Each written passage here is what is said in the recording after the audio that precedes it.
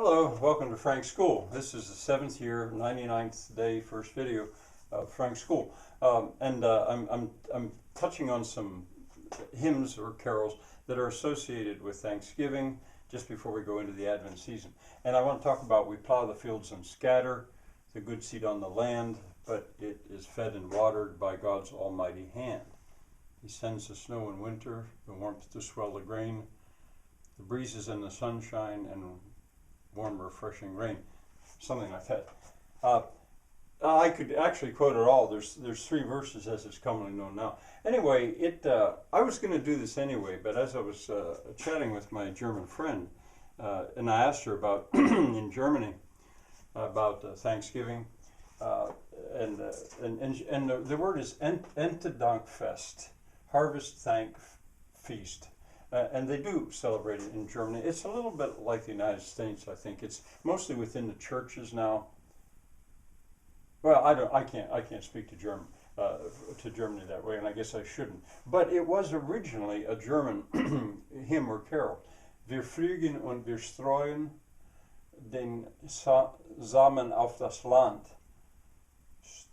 Streuen. I think this is an E. Anyway, I always used to like to look at that fliegen.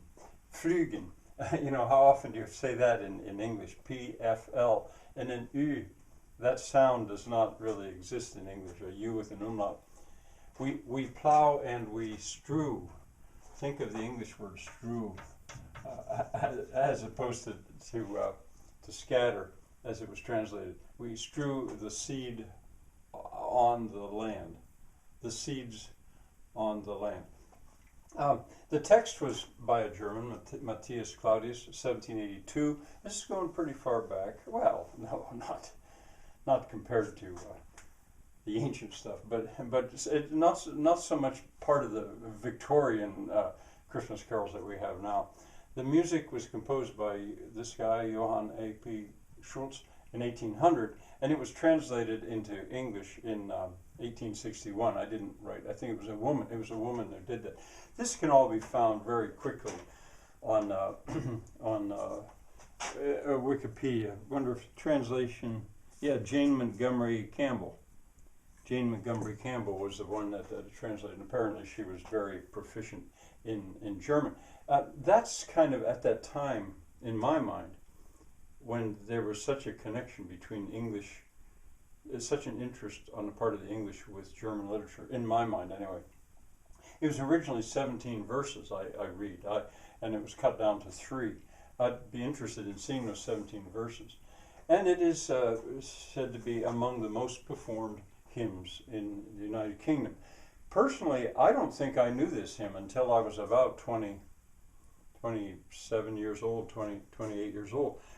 Because a lot of my early life was spent in New England, and I don't think it was in the hymnals that I recall. I think I would have recalled it, but when I came to back home in a Sunday school hymnal, there it was, you know, and of course they loved it.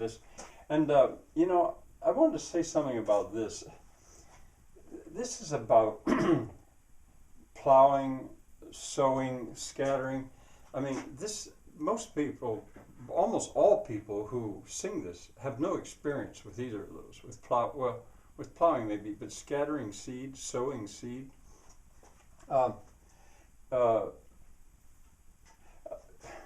And yet, you know, they love it. And I see it as a sort of a nostalgia for, I'm going to create the word folkhood or folkdom. You know, that nostalgia, I guess, is the right word for it. They don't want to let this go, and I think it makes it a little bit more likely that this hymn is going to be prized and sung in country churches, like the one I attend, than in city churches. But it's performed in city churches too. And you know, I'm reminded of nostalgie de la boue, a French term, nostalgia for mud. Nostalgia for mud. That's kind of got an interesting history to it. Yeah, I hadn't better go into that. Well, as let's look at the poetry. We thank thee then, O Father. This is the part of the last verse. It's common verse. There's 4 beats here. It's iambic. We thank thee. We thank thee then, O Father. No, it's not. It's not actually common verse. It's trimeter, because in common verse this would have 4 beats. It's trimeter for all things bright and good. It's trimeter. Very simple kind of poetry. The seed time and the harvest. These are feminine endings, given that the weak beat, there's a weak beat at the end. And the rhyme scheme ABAB. But I wanted to point out that good and food don't actually completely rhyme. Once again, this would be near rhyme, or close rhyme it might be called. But it's evidence that in the old days, food was pronounced differently. They were pronounced the same in the old days. I have strong doubts that that was the case before 1860, at 1861 when it was translated. I think already this was probably being said as food. But in Shakespeare's day, for example, good and food rhymed. So that's kind of part of that romantic throwback, in a way, I suspect. Although I believe I have heard people right in my neighborhood possibly say food. You know, some of the old timers might have. All right, well, of the vocabulary words in here, wayside, wayside flowers, our daily bread. You know, it's simply done. It's probably one of the reasons it's well liked. There aren't complicated words in here. Wayside, you could look that up. People would use it, but not commonly. Daily bread. I do want to mention that Our Daily Bread is the name of what I've come to regard as a very important black and white movie of the 1930s. Our Daily Bread, it's called. But it's not. I don't think that's an allusion directly to this hymn, but rather that, give us this day our daily bread, the Lord's Prayer. So what I would do in here, if I were to pull a vocabulary word out, I would pull this one out. You know, what the heck is Plough? Plough. And sometimes if you look it up, they've changed the word to P-L-O-W.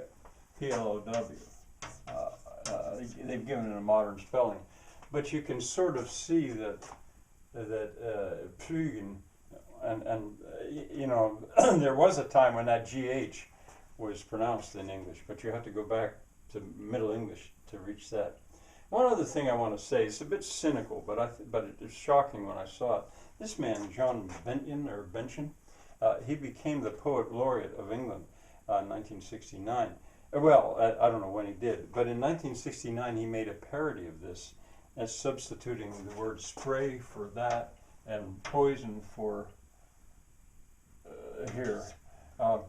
We spray the fields and we spray the fields and poison.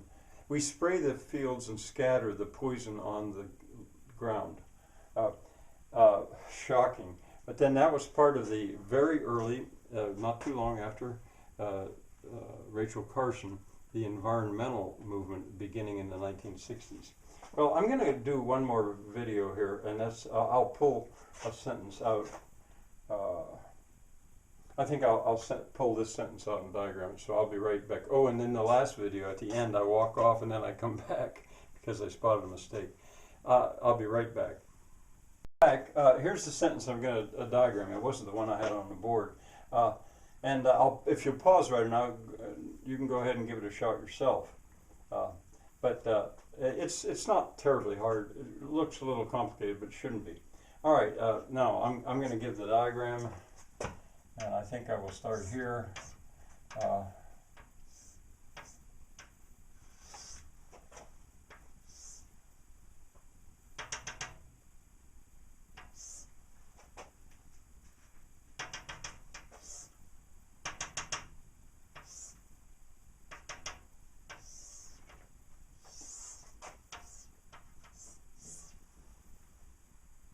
I probably don't quite have it all there. I'm quite sure I don't.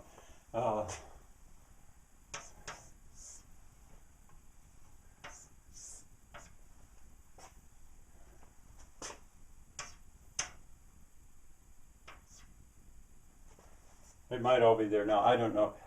Again, if you'll pause, you can go ahead do the chart so you can fill it out. And now here I will diagram it. the simple subject is simply he sends, and we're not to say to whom, he just sends it. So it normally this would take an indirect object, but there's none here. Now these capitalizations, that's the standard way to note poetry, to show where the line starts over, to put a slash and then the. So what's he send? He sends snow. He sends warmth. He sends breezes. He sends sunshine and rain. Those are the things that there's. So it's a compound direct object. Snow, the snow in winter. Now, I thought about, well, that seems to answer when and should be adverbial. When does he send it? He sends it in winter. But I decided no. Which snow? That's a bit of a problem. You could probably argue that that's got to go there. It could make the diagram more complicated. Warmth. What kind of warmth, or why? Well, to the warmth to swell.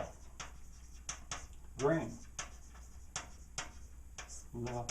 You know, normally adjectives modify nouns, and adjectives don't answer why or when. Adverbs do. Well, that's fine. Actually, this could be an adverbial preposition or prepositional phrase. It's an adverbial infinitive phrase, but they're modifying adjectives. Well, an adverb can modify. Well, they're modifying nouns. Adverbs usually don't modify nouns. Breezes. That's simply the breezes and the sunshine. We got to get "and" in there somewhere. And soft rain. What kind of rain? Refreshing. Now, refreshing, you right around the corner, because see that ing. This